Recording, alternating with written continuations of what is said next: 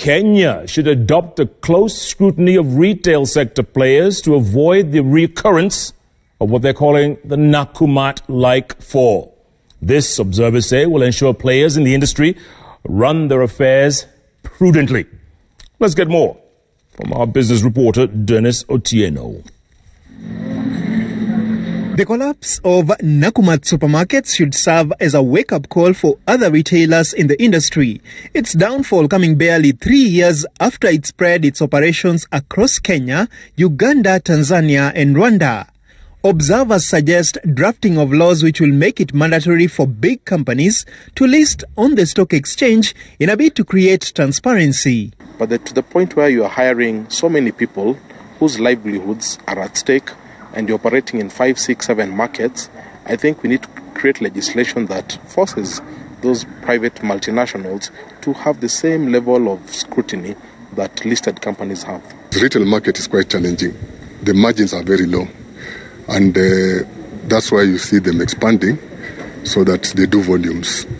Nakumatt, a family-owned enterprise, was once a perfect example of a successful run business with 60 outlets across the region, held most information close to the director's heart. The latest reports by audit firm Parker and Randall further revealing that previous audits were based on incomplete records. This analyst noting that it thrived more on its name. Now, the moment that brand name starts getting a bad name, when there's a trust deficit associated with that brand name, obviously people reduce the goodwill. Like Nakumatt has 0 assets.